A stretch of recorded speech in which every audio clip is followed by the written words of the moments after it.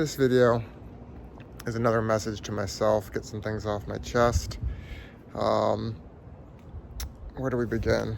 Yeah, recently one of you, I don't know how it works anymore because I blocked you, or you can't block anymore on YouTube. You can only hide a person, whatever that means. But it kind of inspired a series of changes, which I think is a good thing in terms of blocking, getting rid of things. But yeah, basically this person was just harassing me, a lot of creepy comments, and because I didn't appreciate those creepy comments, and basically said, too much information, don't want to hear about your degeneracy. They sent like psychotic essay of insults, which I didn't really read. I started reading some of them and I'm like, no, I don't need this for my brain, and removed the comment. And I wish I'd done that more in my life. It's just kind of like, once that you see that the screw is loose, that this person is a poison pill, oh God, how much I would have benefited from just disengaging. And so kind of with that, I blocked someone else who was being negative in their own way. It doesn't matter if someone's, oh, but I really care about you, and then they do things that are harmful. That's kind of like the most dangerous sort of thing, when someone's like, but I love you, as they stab you. And I love you as long as you don't talk to other women. Anyway, we won't go into that story, but what it also inspired is I deleted Snapchat because, just too much. It's more of that. It's just gross, right? I'm trying to get away from this sort of people selling themselves, selling their sexuality.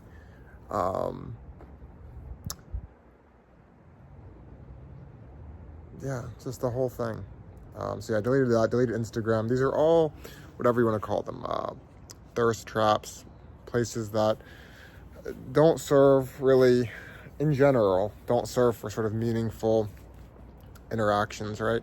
And I did read in one of the harassing comments was like something about implying that I'd make YouTube videos to get laid or something, which definitely not. Definitely not.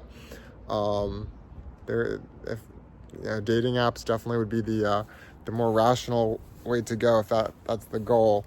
Not YouTube videos where even if someone does come across my video, the chances that they're local and someone that I would be on the same page with in all the ways, any of the ways, is very unlikely. So the reason for making YouTube videos, aside from sort of this, it seems like this proclivity that humans have for some self-expression, venting, and so on, which maybe we were better off doing that with close friends, family, I don't really know.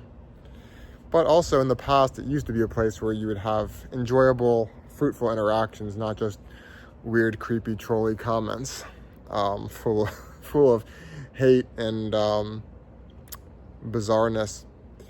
So I miss you, Memoid. Yeah. And Memoid used to, I don't know if he's still lurking, but he used to leave thoughtful comments. So yeah, I mean, and chemo as well. Back in the day, I've talked about this all the time. People would actually interact with each other. It wasn't just,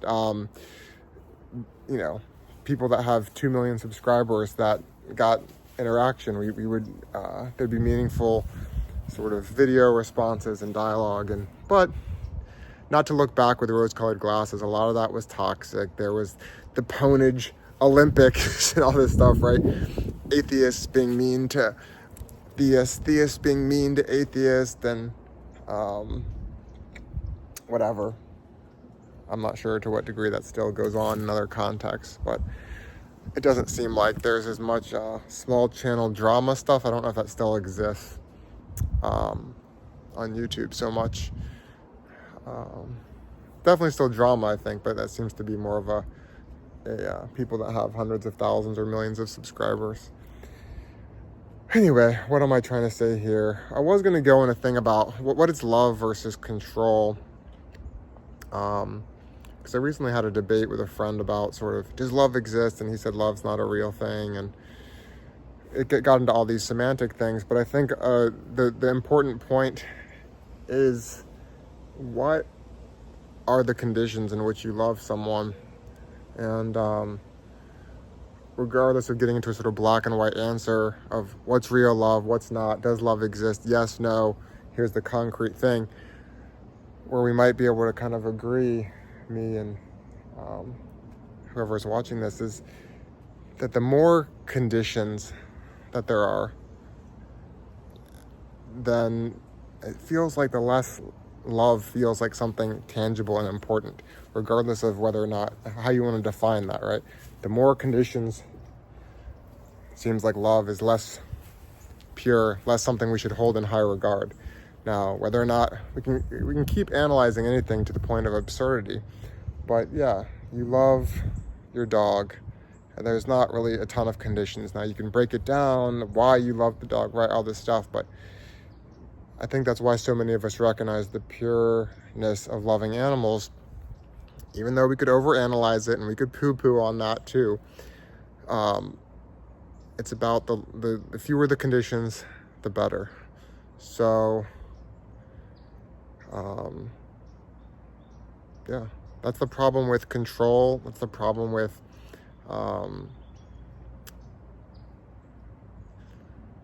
it's the problem with all these, the modern red flag seeking that I mentioned. It's not, well, of course, the person has no reason to love you. You're a stranger. But love, at least the modern version of love, where we want it to be something that's beyond just a sort of practical matter, is the essence of it is this irrational thing that you love because of the feeling that someone gives you. And we can debate whether or not this is a good way to perceive love or to go about making connections. Maybe we should go back to the trading goats for our partners and such. But it's just a feeling that you get, and it's appreciation, acceptance, and so on. But everything is complicated and nuanced. And with that also comes this idea that I've often made fun of, but I should take a bit more seriously, which is boundaries, right? And what are boundaries? It's saying, these things put me in a negative state of mind. So if you care about my mental well-being, you won't do these things. And so now we could argue which boundary, because I've mocked the idea because people will overuse that concept, which becomes a sort of control mechanism, right? Oh, this is my boundary. This is my boundary. And then it becomes like, it could even be a one-sided thing, right? Where it's like one person can create boundaries and the other can't. But the bottom line is, without getting caught up once again in the sort of semantic games, what's a boundary?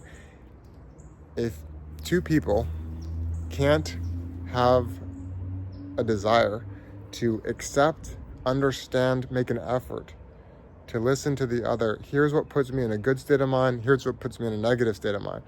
If they can't find those things to be worthwhile to try to respect, to understand, right? Which sometimes it does take effort to understand. Okay, maybe it'd be helpful if you can explain to me why this bothers you.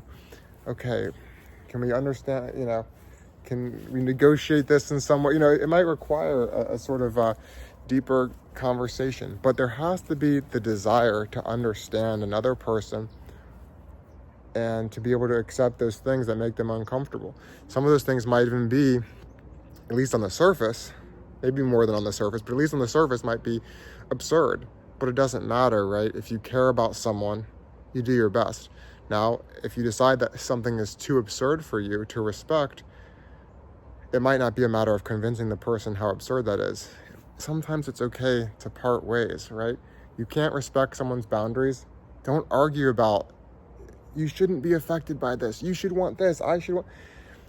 Like I said, we've got to remember more often, and this is a message to myself about not trying to change people. People, yes, some people will change in some ways because they genuinely care and value you for whatever the reason may be, that they're willing to make an effort to sort of meet your needs. But most of the time, most people, most situations, people show you who they are and you have to decide, is this something that I can accept? You know, do we care enough about each other to work to meet each other's needs or not? And if the answer is no, or there's just something in the way, right? Just that somehow you got to part ways. And that applies from people to social media apps, right? You're not going to change Instagram. You're not going to change Snapchat. You might use it in a different way than how other people are using it, right? I'm only going to look at it for my hobbies, on Instagram, whatever. Maybe there's good artwork on there or something. But even then, it's very difficult to avoid the sort of degenerate side, the dark side, the vapidness, the competition for attention, the lack of substance. And you poison yourself when you are around these things. It's, I mentioned porn. There are other versions of that. Things that just, I honestly think actually it's worse than porn, perhaps. Things like Instagram culture or Snapchat culture, whatever, which Snapchat really is a version of porn for the most part, it seems like, or at least the people on my Snapchat are. But yeah, message to myself, I've got to do a better job of just protecting my energy, my brain, people that have a negative impact on me. I'm much better off taking in some fresh air, listening to some music, reading a book, than engaging in just these various things that aren't going anywhere. The deja vu. And it can be difficult because patterns are hard to break. Life can be boring, and we try to do silly things to sort of get away from the boredom. I don't even know if boredom's the right word. I hate to use the word boredom because there's so many things that actually do interest me in life. I shouldn't be bored. I don't think I'm actually bored. Maybe it's unfulfilled. Something that might be kind of parallel, but not quite boredom. Because it's not that I can't find things to engage with. It's just not being satisfied in some other way. But yeah, I've got to, I generally encourage people to, you don't focus on what you don't want to do, you focus on what you do want to do. But maybe a step before that is sort of making sure that you really learn how to disengage with what doesn't work for you. And don't look back.